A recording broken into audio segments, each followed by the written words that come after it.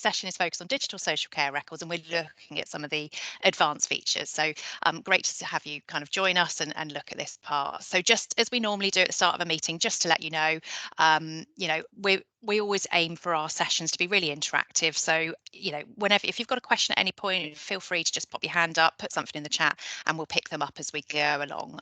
This is very much your session, so we want you to get out of it what you need to. But just, I'm sure we're all more than familiar now. We're 4 years into Teams and etc. So just a reminder of the functions to use, but just keep yourself on mute if you can. We often hear lots of interesting conversations, as you can imagine, when people don't realise they've done it. And as I've mentioned already, you can feel free to have your camera on or off. That's absolutely fine. So just in terms of what you can expect from this, and this is going to be me being very brief, so don't kind of worry. So just in terms of how we are where we are at the moment. So sort of back in March 2021, we really started on kind of doing the data security and protection toolkit. So that was very much about embedding the data security within your organisation, and that is both paper and digital records. I think most of you have done it here. If you haven't, we are the support organisation in BCP and Dorset area. So please know if you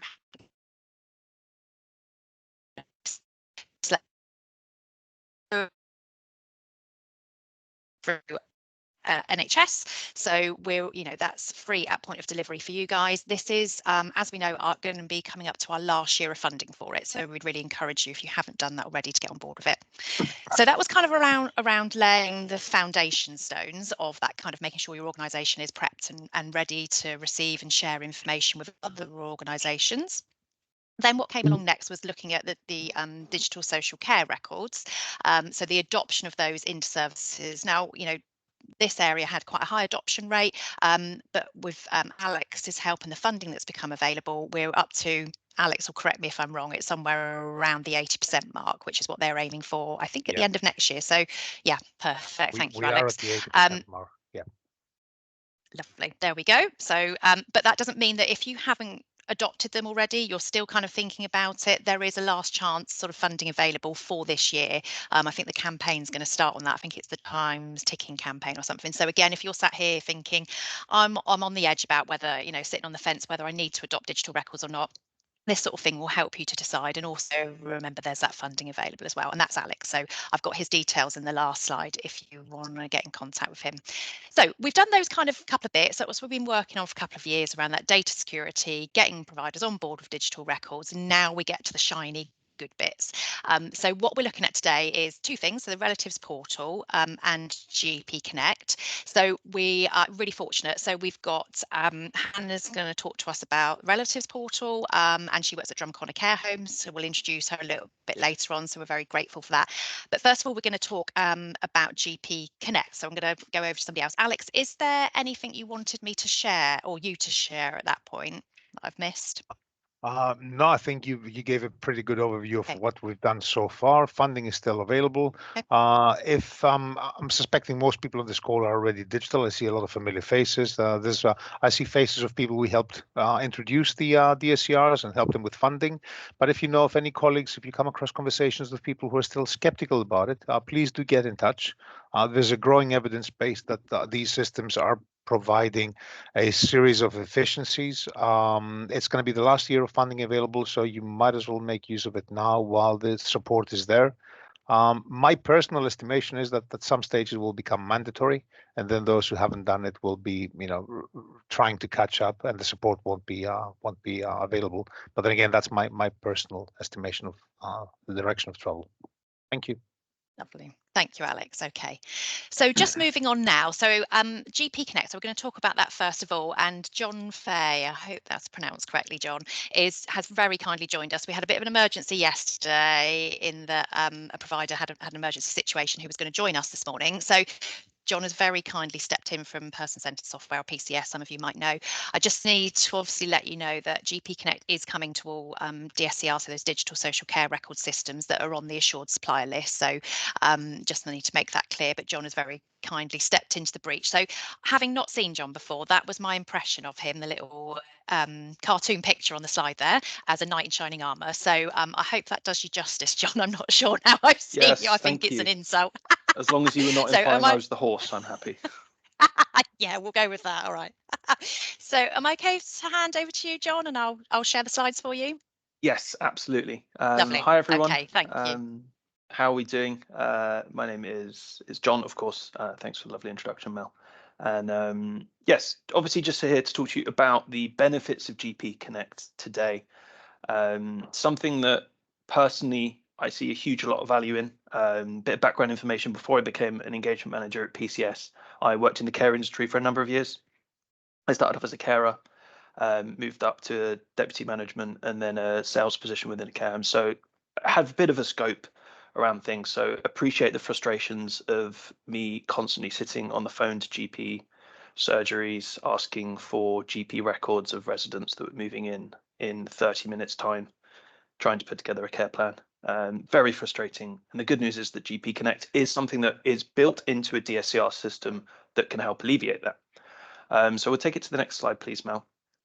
And so obviously, firstly, what is GP Connect? Always a great way to start a presentation by actually telling you what the subject matter is of which I'm talking about. So it's a service that enables basically anyone that has a DSCR, as I mentioned, to effectively share and view GP records of anyone in the country.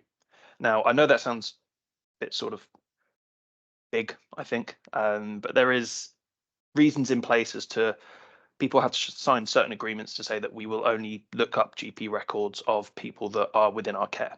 So in theory, this is a question I had to answer for another ICS, that in theory you could view anyone's, you could view mine. If I was a resident in your care home, all you would need is my date of birth, my NHS number, but then that's no different to saying that if you had somebody's password and email address, you could log into their banking. It's sort of, it's, as the care provider, it's your responsibility to make sure that you're only looking at the GP records of people that are in your care. That's really important. Please don't break any laws. So it's currently in 97% of all surgeries in England are all signed up to GP Connect. So there is no reason why you can't access these records of the residents that are in your care. And PCS were actually the first, now assured supplier, to be connected to GP Connect. We helped the NHS build the system, so we're pretty confident that how we have it working is how it should work. But again, in the interest of impartiality, there are currently 4 providers that offer GP Connect as well. So do look into the assured suppliers list, and if you aren't, using it and you are with one of those suppliers, then I would encourage you to do so. So if we could take the next slide, please. Thank you. So there's a bit of slide animation here, so I got a bit fancy with what's coming in.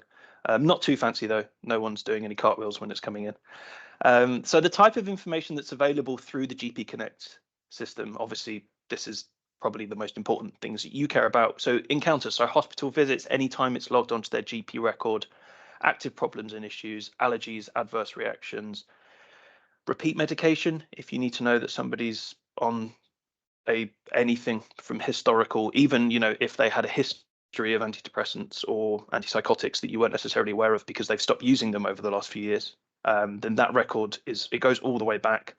Any referrals that they've made to multi or MDTs, observations and immunizations as well.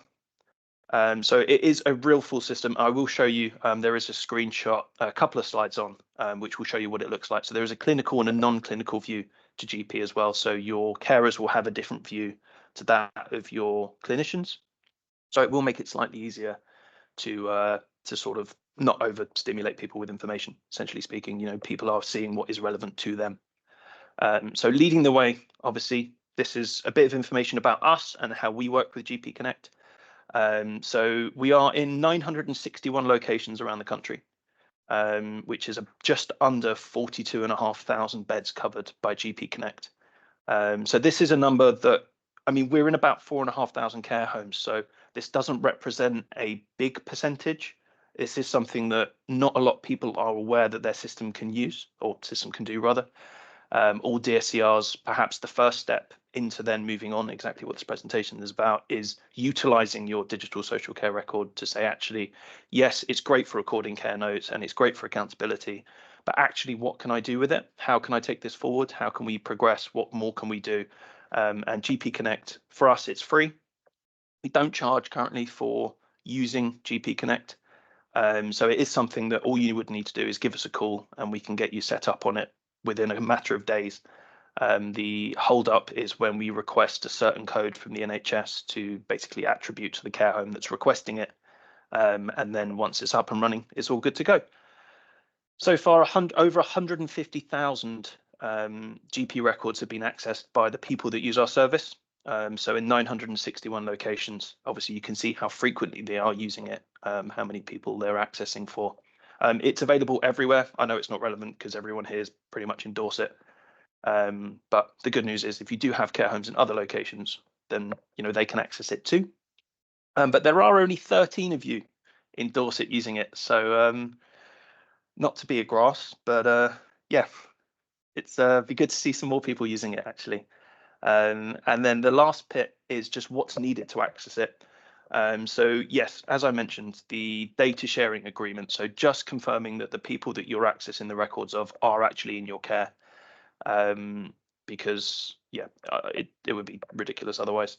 And it is only available to those in England. So although it is in all ICSs, it's not in other countries. So just England at the moment.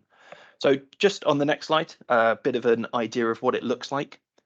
So this is our digital care platform. If anyone uses PCS, I'm sure this will look very familiar to you. But as you can see, it's very important on the left-hand side. So as it's pretty obvious actually. The NHS number has a green tick. So if it's a real NHS number, if you haven't made any errors, it will have that green tick next to it if it's accessible to the GP Connect platform. So on the next slide, you will see the just the next slide, please, Mel. Great. So same view. As you can see, the NHS number has a green tick next to it, but in the top right-hand corner of that image, there's just a little HTML link to the GP Connect. So that will take you through to the next screen, which is set up like this. So this is all within our desktop app. So you'll be able to access this as a manager. So you'll be able to see this basically immediately on the screen.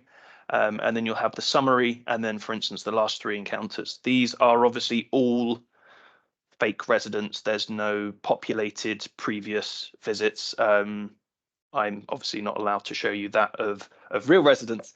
But then to show you the contrasting views of clinician and non-clinician is the next 2 pictures.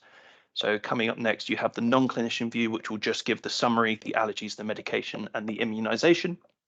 And then the next one along will give the clinical items as well, referrals, observations that are coming through as well. So if somebody is in, you can obviously see some observations at the bottom. In 2017, they've got diabetic feet.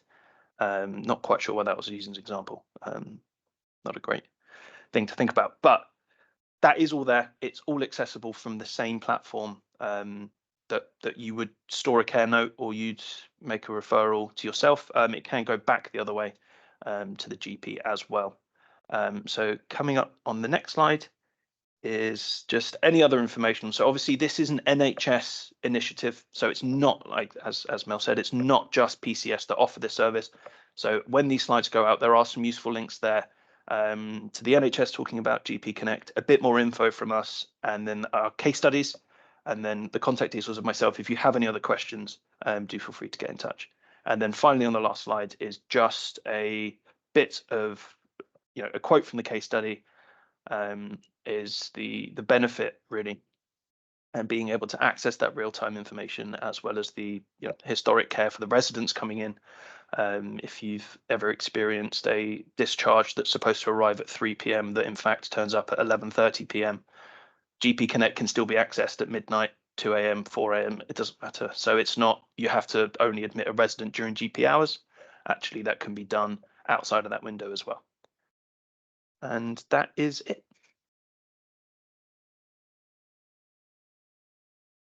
Sorry, thank you so much, John. That's brilliant overview of what we can kind of expect. Alex, you got a question?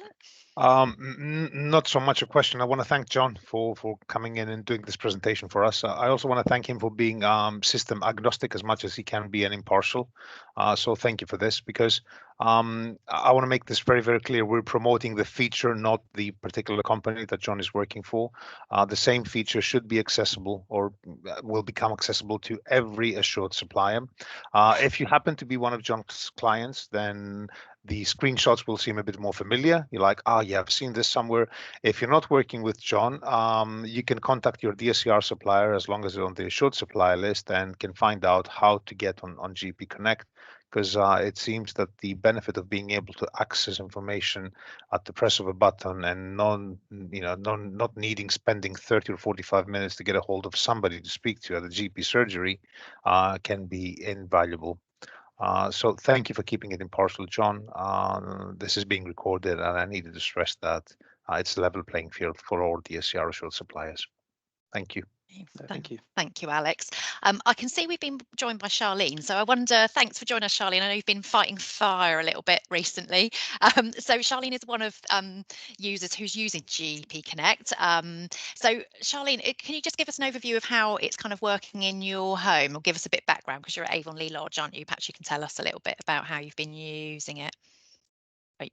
You're on mute, Charlene. There you go, is that better? Yeah, that's perfect. Good. We also use PCS as well, so it was great to hear from John just now, because I've actually just realised that we don't have the clinician view of GP Connect, so we're only using a limited section, so I shall get onto that this afternoon. I think the benefits for us for using GP Connect, because I actually implemented it, is for us to actually provide decent care plans, particularly in the section of medical and medication under PCS. When I do pre-assessment, sometimes medical history is not always accurately remembered. Injuries that have been sustained in the past, which could, sort of have weakened joints as such, prior fractures. People don't always remember medication allergies, where they think they might not be intolerant to something and they actually are when you look at the GP Connect records. I don't know, I think for me it just provides that more person-centered approach that we're striving for, that everybody's striving for all the time. It's more achievable, and obviously under the well-led and the safe aspects of the single assessment framework inspections, which we're all sort of expecting imminently. We just want everything to be as perfect as it can be, but to use these systems to enable us to access that decent information that we so crave, other than phoning up the GP surgery and being number 23 in the queue, and you actually don't end up getting the information you need, unfortunately. We've also undergone a couple of discharges that have been failed discharges, and they've come out with the wrong notes, they've come out with wrong medication, so many things like that. GP Connect is so helpful with, because sometimes we can end up with two completely different stories. Somebody who went in for breathing issues has come out with discharge paperwork for broken fingers, and we're sort of left there pulling our hair out, going, right, are these the notes that belong with this person? And all we've got to do now is just check on the system to see. So it really is brilliant. I mean, it's not difficult to implement. Obviously chasing relatives for consents and getting residents to understand the concept of GP Connect, because sometimes they're quite private people. They don't want anybody knowing their business, but to kind of explain to them what the system's for and how it benefits them, it benefits us, to say that we can provide better quality care, and we can get them the help they need, and the correct medication they need, because also we've had a few issues with our prescriptions team and our nominated pharmacies. Going between the two sometimes is like trying to separate school children, because they argue because we didn't do that, that's the responsibility of this person. So when you can interlink everything all together, it just works, and it's brilliant. Thank you, Charlene. You've made a really good point, haven't you? And you've got it in black and white in that detail. Absolutely. Rather than relying on. And I can see lots of people nodding. So it's obviously a very, very prominent sort of issue that lots of providers Yes. go through. So just thinking about what you've kind of said, so very much part of your kind of, I guess, learning points would be make sure you're engaging with residents and their families and so much an early stage to get them on board with it, that type of thing. Is Absolutely, and it's kind of thing part of our it's part of our pre-assessment that we have the GP Connect consent forms. They're ready, as opposed to waiting for people to come in, bringing them in on half a story, because sometimes I mean, I assume we've all sort of experienced that relatives can be a little bit naughty and go, mum's pleasantly confused, and then when they actually get admitted, you see they've got anxiety issues, they've got mental health conditions, whereas with GP Connect, and when we have that permission, if that person is not right for us, then, you know, we can guide them and support them to a place that is more suited to their needs. Yeah, because there's nothing more stressful than placing somebody, getting them, trying to get them settled. Not, actually, absolutely not. And it's one of those things that we don't want. We don't want a failed placement. Nobody wants a failed placement. You know, you want to provide the best version, you know, of the support they need, other than temporarily maybe meeting needs and then saying, actually, we can't continue this, they have to go somewhere else. You know, it's just not in their best so even interest. before somebody's with you, you're already using GP Connect because it's part of your decision making process in terms of if you can admit somebody. It's the initial setup. Yeah, brilliant, thank you. And just to go, I think, I'm not sure if I think Deirdre's on the line with us at some point. There we go, Deirdre's popped up. Deirdre, you're also a GP Connect user, which I didn't realise till yesterday. So I said, oh, Deirdre, I see you booked on. Can I ask you a couple of questions? So just to get another provider's point of view, Deirdre, would you be happy just to sort of say how long you've been using it for and you know, what you're actually using it for as well? Again, we've used it for a couple of months now. Probably, like I say, the hardest bit is getting the consent, so it's really good to get consent as soon as possible. But it's really help us. We don't have to go to GP for information. If people comes in late at night, like Charlene said, we can just at a click of a button access all the information that we need. It is really, really good because we're a nursing home. We can access the clinical part of it. So again, sometimes you don't know when people's had vaccine, and again, it's just much easier. It is really worth having it. We're not on PCS, but the platform we use does support GP Connect, so it's good. Yeah, if you don't have it, go for it. Thank you, Deirdre. Thank you. And just to, I mean, I'm not to say the name of the provider you're using, but you're using a different system to PCS, so it's good to get that balanced kind of view that it is available on different platforms as well. So, and Deirdre and Charlene, a question for both of you: were there any issues? Because obviously John's already said like 90% of surgeries are signed up to this. Are there any issues at the point of? I'm not quite sure how that bit happens. How you kind of engage with the GP about it. Can anyone enlighten John, Deirdre, or Charlene how you kind of make that happen? I think for us it was quite simple. I think we're quite lucky because we do have a good relationship with our surgery, and we know the context to go to. So we spoke to, I think it was the IT manager there, who provided the information that PCS needed, and it was all very simple and straightforward. I believe I liaised with PCS for the initial setup. They talked me through it. I think it was over a technical support chat, I think, and it was done very, very easily. A lot easier than what I first thought as a big IT project. There's me going, oh my God, I don't know how we're going to do this, you know, but it was so straightforward, so straightforward. Yeah, there is only about 200 surgeries in the country that, from what we understand, don't access GP Connect from their side. So if it generally is the exception, not the rule, that a GP won't be able to sort of facilitate access to the GP Connect. And yeah, just to echo what Charlene said, it's so easy. And I don't know how Deirdre's system works or what system she's with, but it's all within our desktop care app. So it's not like you have to then log out, like NHS Mail, you have to log out and then log into another system in order to access that information. As you're building a care plan on somebody's profile, that information is already there. and can be accessed through the main portal. So it's so quick and so easy. Correct. Same. It's on our dashboard as well, and it's easy. Wonderful, thank you. There's a question in the chat. Does it allow you to do repeat prescriptions? Deirdre or Charlene, are you able to do that? No, you can't task. Not yet. We can't task. I think that was one of the biggest thing that everybody was worried about, tasking. We can't task. We can view at the moment. I think that comes in line with System 1, which we're actually struggling. That's more of a gripe for me than what GP Connect has been.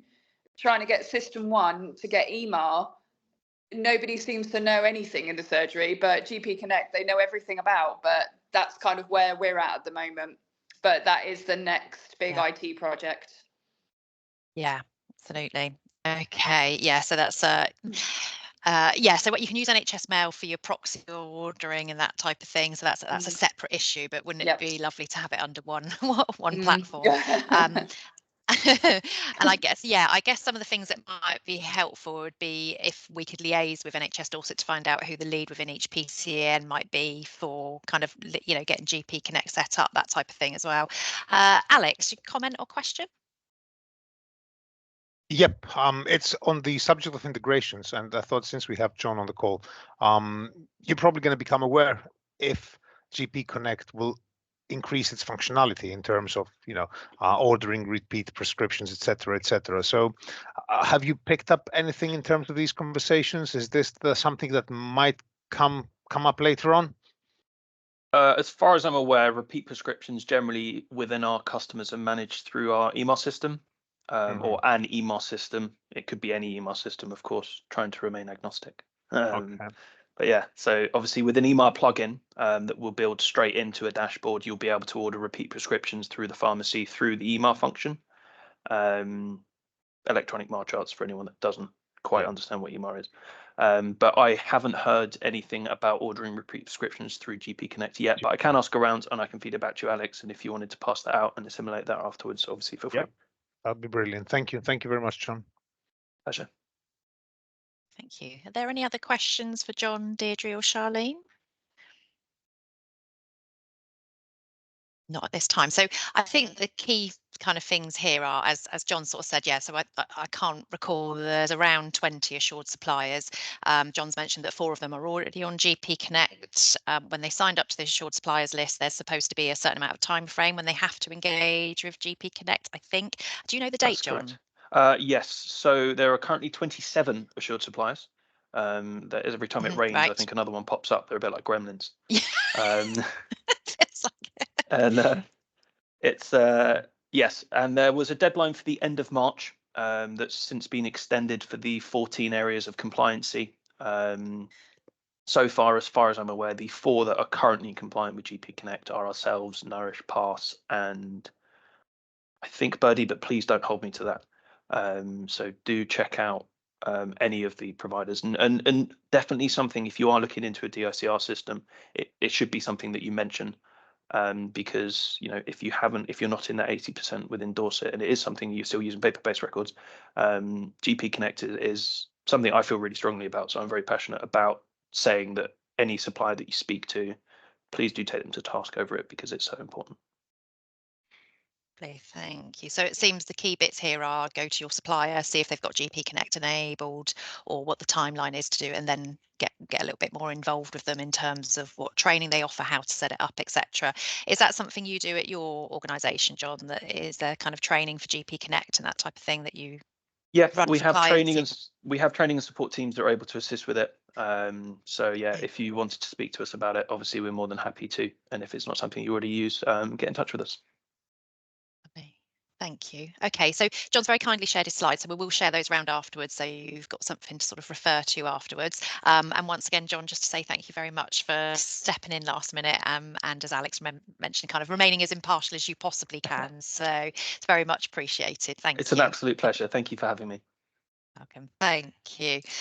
Okay, so we'll move on now to lovely Hannah, and let me share my screen because you'll need to see the picture I've put up for Hannah, because I thought I can't do a shining knight for one person and not do it for the other. So am I sharing my screen? Oh no, I'm not, am I? Hang on, sorry. Is that, am I? It's great in an IT thing, isn't it, to be able to do that? I think it's John's slides probably. Ah, okay, I'm going to stop and pull them away again. Hang on a second. Let me share again. Okay. I don't need a picture, Mel, it's fine. We've all got a lot of anticipation now of what this picture's going to be, haven't we? Well, I'm going to tell you what it is, and just while I sort out why my share isn't working, just to say that yes, thank you very much to Hannah, because number one, she didn't flinch when we found out she was using the relatives portal.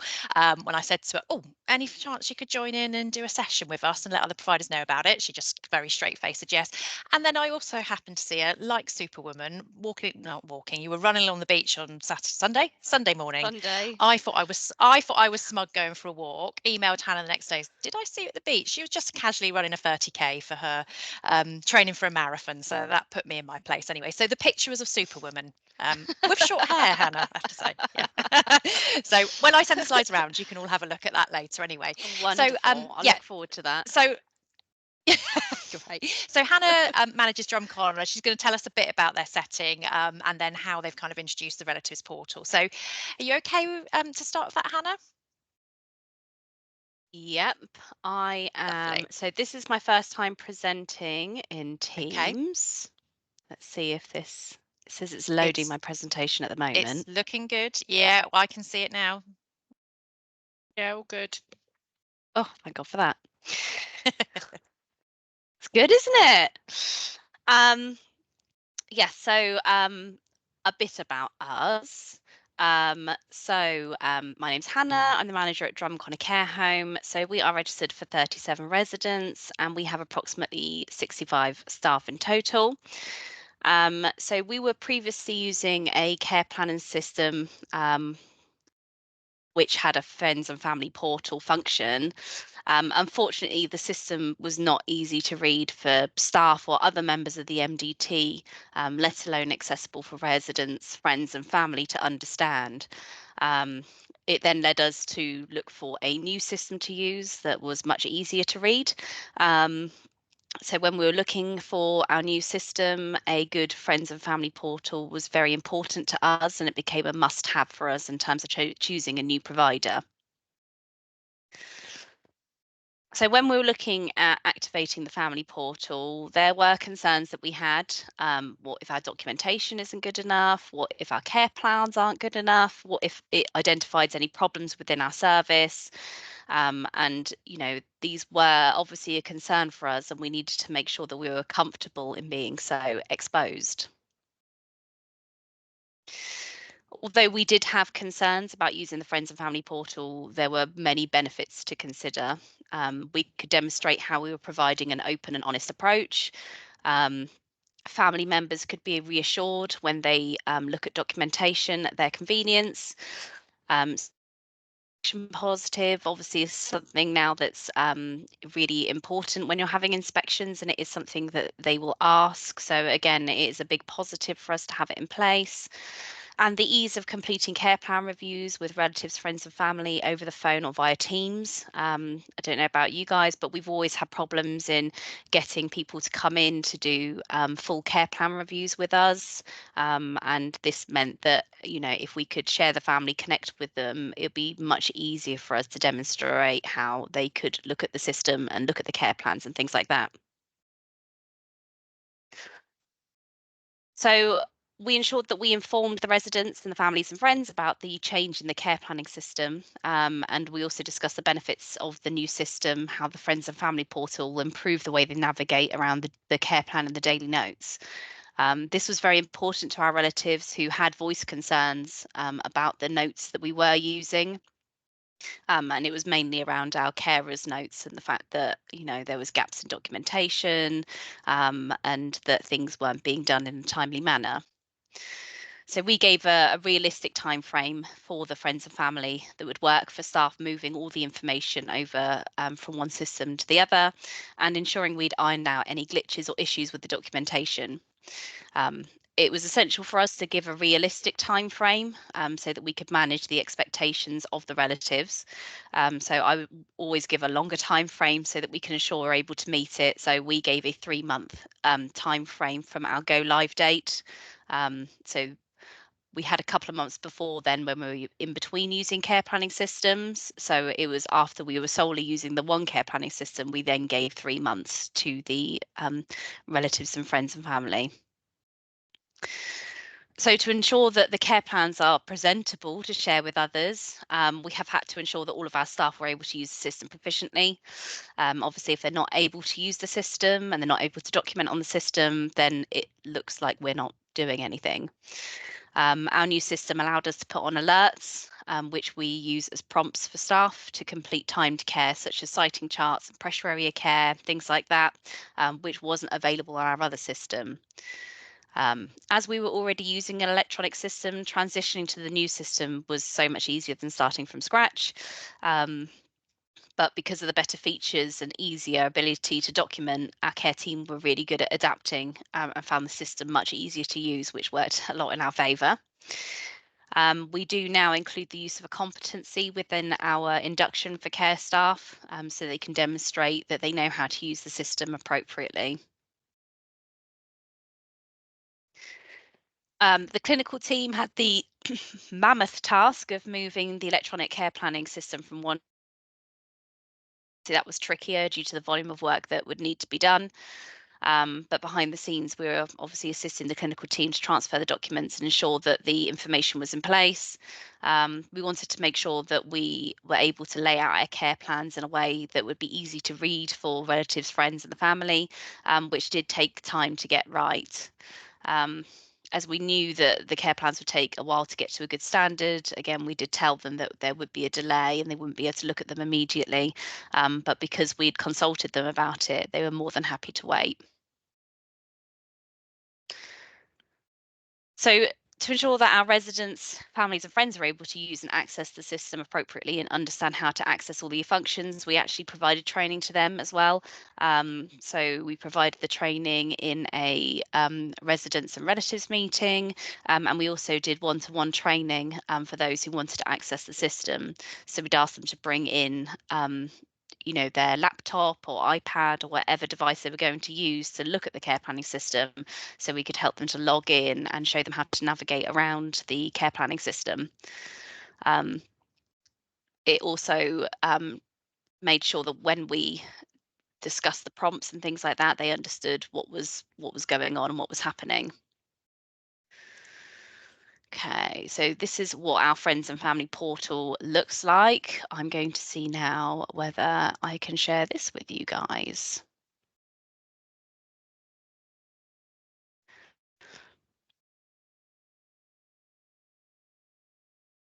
Okay, can everybody see this? Yeah, we can, Hannah. Oh, God, it's going very well. Going well. So when the family and friends or residents themselves log in, this is the initial page that they come to. So they've got all of the general information, a bit about their biography, any additional information about them, and then they can also access the timeline as well. So the timeline, they can look and see, what Frank's been up to today. So he was helped with turning, he had some breakfast and a cup of tea, and they weighed him as well. So they can read this part of what's been happening to Frank on a daily basis. They can also access the care plan as well. So here's one I downloaded earlier. So obviously I haven't done a full care plan for Frank because he's not actually a resident. So I've done a little bit. So they'll be able to look at, all the care plan, the headings and what we've added on there. So, whether they've got any risk, so he's at risk of malnutrition. They can see when they've been reviewed, who the responsible person is for it, the level of need, and can, see any of the information that we've put on their care plan, basically, which is all very exciting. He's got a little wound on his bottom. They can see that too. Okay.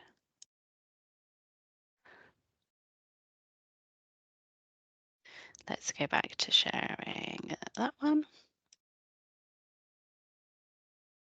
Oh, wonderful.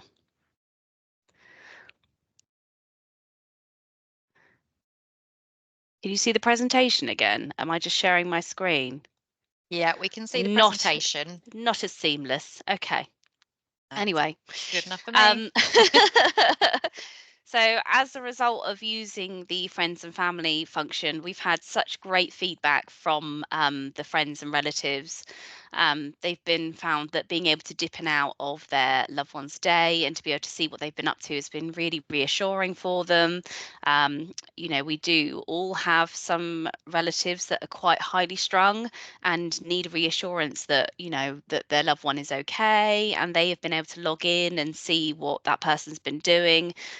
And it has stopped a lot of phone calls to the home asking, you know, is dad okay? Is he awake? Has he had a wash yet? Because they've just been able to access that on the system themselves. There's also been able to improve the personalisation of our residents' care plans by having involvement from the family and friends. The detail and embellishment that they've been able to provide us has been amazing.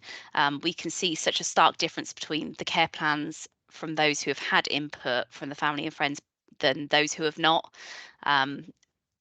It's you know, there's nothing worse than when you're you know, at a resident's funeral and they start saying all these wonderful things that the resident has done, and you're like, oh, it would have been really lovely to know that information about them and being able to include that in their care plan. So that has helped to, you know, put so much more information, so much more personalized information, and it's been really helpful for us. And every time we have a new admission now, it's something that, would you like access to the family portal? And actually it's been, you know, a good selling point for us as well, because people want to know that they can access the system and they can look at what's been going on. I know our relatives at the moment have been volunteering to provide information to the Digitalising NHS Social Care about their experiences of using the family portal, and the feedback that they've had so far has been very positive. So I would say that if you're not doing it at the moment, do consider doing it. It is scary putting yourselves out there, but your care and documentation will only get better by having other people look at the records and being able to input what they think. You know, well, actually, mum prefers blackcurrant juice. We never knew that. She can't tell us. That's something really important about her care that we want to know. And sometimes, you know, relatives don't think about these things until they look at the care plans. So yeah, that's been our experience.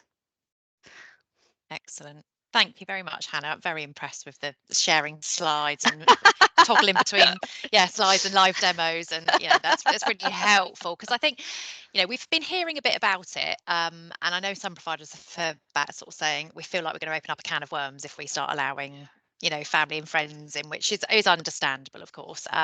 You know, so it's really good to hear some positive and how it's worked for you and how you've managed to engage, you know, the family at an early stage to kind of talk to them about it.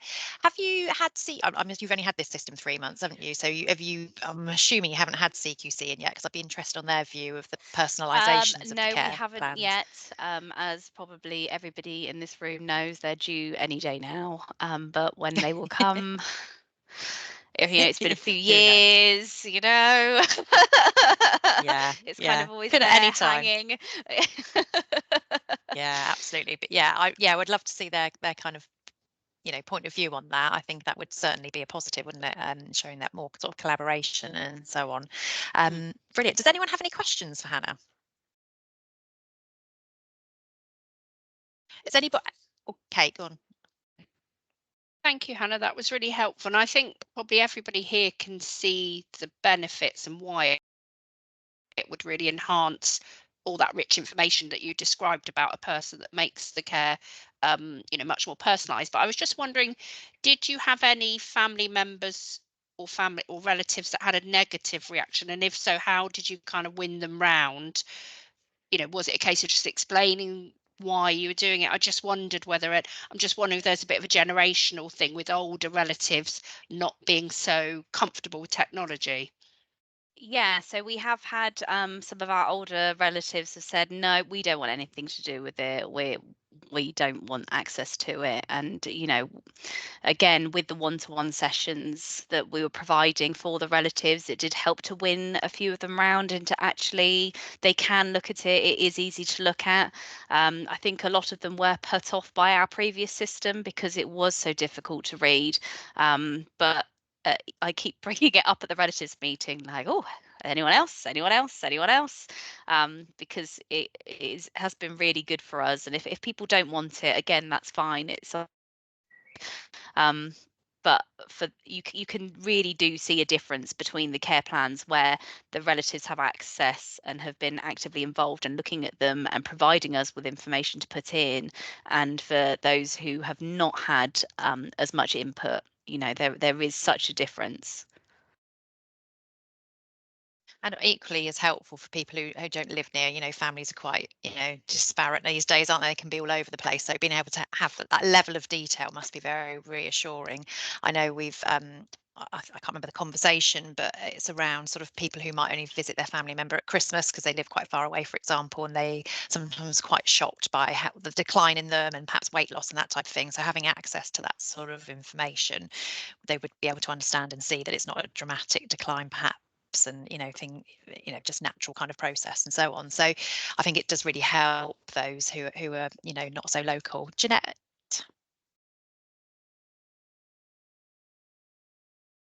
you're on mute, Jeanette. I know your provider is with Nourish, but in terms of setup with your provider, was that easy? Was there training provided? What, for access to the family portal? Yeah.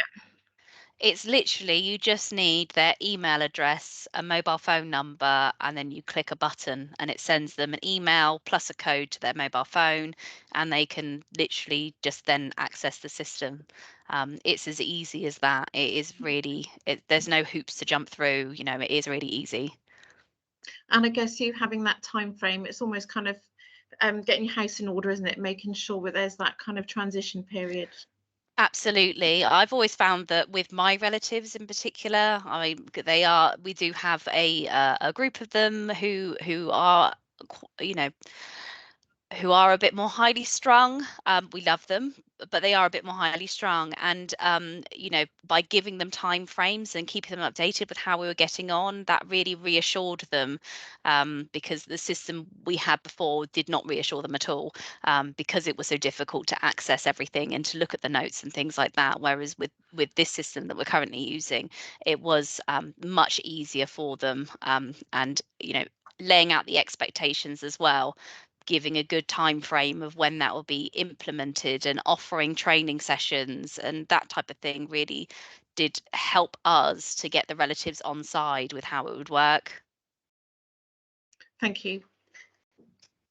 Thank you.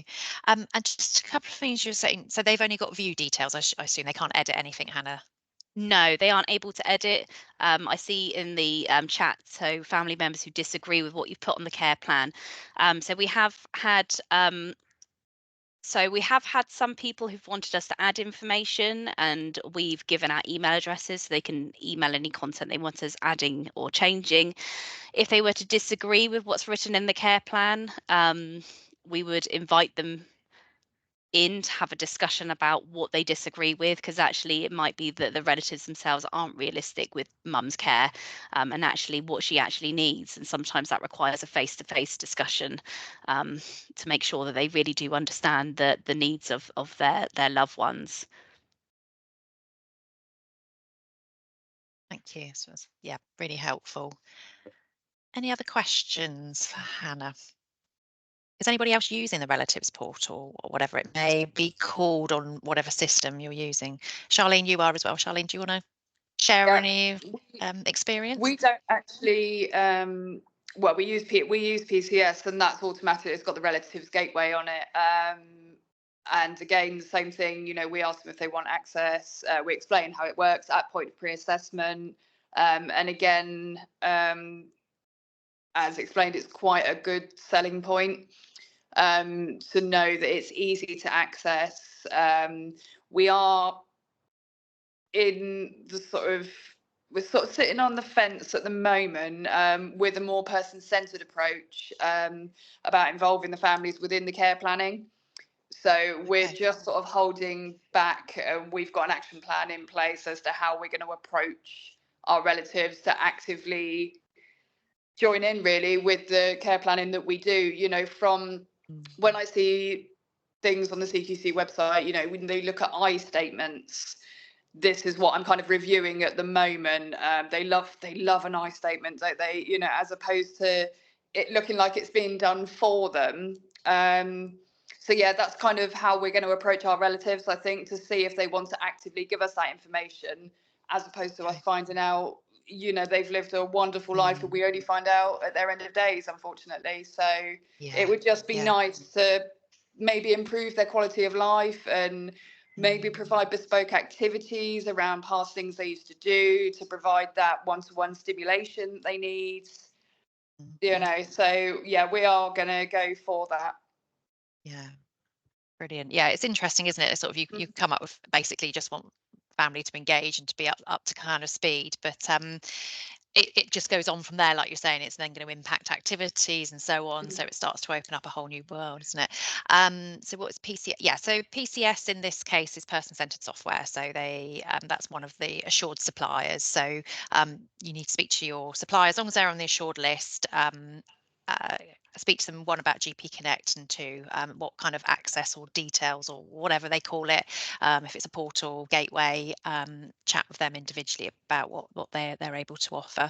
But I think you're right, it's not used widely at the moment, but I think it will be now. You know, the word starts getting out, and you know, relatives might expect to kind of have this kind of information. Hannah, I think when we spoke previously, you said it was about 25% of families are using. So you've offered it to everybody, and it's about 25% who are using it at the moment. Is that correct? Yeah, who are actively looking at it every day. We do have a few that would also just dip in every now and again. Some that will only use it when we're doing like a full care plan review with them. So every 6 months, and then they might log in, but you know, most of them are not using it at the moment. So obviously that's something that we keep. Please use. Yeah, absolutely. Yeah, Charlene. Just one thing to say about PCS actually is relatives can actually upload photos onto it as well, of, you know, their relatives when they were very, very young. You know, they can post and leave messages for them. For example, if they live abroad and they're in a different time zone and they can't phone during the day to speak to their relative, it's quite a nice messaging system that's on there. Okay, yeah, and then staff can sit with them and go through it, etc. Yeah, that's nice, additional touch. Lovely. Okay. I think as time moves on, these systems, you know, they're going to start building on the features. So obviously, in Hannah's case, 25% of your clients use it. So that's like, you know, 8-9 families use it on a regular basis. As these become more of the norm, then obviously the assured suppliers will look into these features and say, right, what bells and whistles can we add now? So I wouldn't really be worried about one system having a functionality now and another system not having it at this point in time. And the other thing I want to say, Hannah, you said that's your first presentation. Well, I think you're lying. You've done plenty of them. The slides were spot on and everything. So well done for that. Thank you very much. Thank you, Charlene, as well. You were both very concise in making your arguments and cases. When it comes to the family portal, I can appreciate the time saving of not having to answer questions when you're rushed about, you know, mom's care plan and dad's day. If people can sort of log in, have a quick view, it saves everyone a lot of stress, a lot of, you know, hustle, so to speak. And but I don't want that to sound as a bad thing. I want to say, you know, it is a good thing. People get the information they need, and your staff members can actually focus on providing hands-on care rather than, you know, spending 15 minutes on the phone running through what mom and dad did. Thank you. Absolutely. Sorry, I'm having terrible trouble with my slides. When I was talking, I was desperately trying to fish out my last slide, so I'm not doing very well at this today. So basically, just one of the last kind of things I want to say are I've got the final slide, which I can't share at the moment, is some contact details for us. Number one, in terms of partners in care, in terms of your DSPT, if you haven't done that bit, and just thinking back to what John sort of said, I think obviously you're going to get access through GP Connect to absolutely any record as long as you've got NHS number and date of birth. So, obviously mentioned it's about protecting your organisation, training your staff, and don't forget DSPT, it covers that, and there's new modules out around sort of accessing information. So that is there for you as well. So let us know about that. If you want any information on funding for digital social care records, that is Alex, and his contact details are in there. I've also got contact details for Hannah Godwin as well, who's at Dorset Council. So Alex, just want to say just a minute about what Hannah's doing, and then if people want to contact her, they can. Yes, absolutely. You should have received in the post a 24-page booklet presenting what we do in the digital space. So it's not just DSCRs, it's a bit of everything with a focus on training. So courses that are available so that our social care providers can access free courses to train their staff members. And it's an evolving landscape, and digital is becoming increasingly a part of our day-to-day operations. There were some concerns raised about a few months ago from providers saying that our staff don't always have the necessary skill set in place. So what we did is we collected that information. We found courses which are free of charge. Feel free to email Hannah or myself if you have a specific interest in any one of those courses. And for those of you who are looking for something a bit more advanced, something a bit more in depth and in detail in terms of training, Skills for Care is providing a digital champions digital leadership course, which we are happy to help you access because it comes at a cost. So if you have one or two staff members who are keen to take on a bit more extra training, and you think that they can then diffuse that knowledge within the organization, drop me an email, copy in Hannah, or email Hannah. We're trying to source participants and put it in place so that they can do this course free of charge. Okay. Thank you, Alex. And just while you're doing that, I've managed to bring up the slide. So, and just to say, Hannah Godwin is not the same Hannah. She doesn't also run a managed care home, do marathons, as well as also do not DSPT, digital training. So that's that Hannah. So the contact details are on this slide. As I said, all these slides recordings are going to be shared. I think Hannah's happy to share her slides, so I'll gather those and then get them out to you. So just in terms of if you're not on our mailing list, then there's a link there to join it. Obviously, then you'll get information about future events. And do let us know if you want to go into more detail on any of these or link with providers. Just let us know, and we can try and set that up.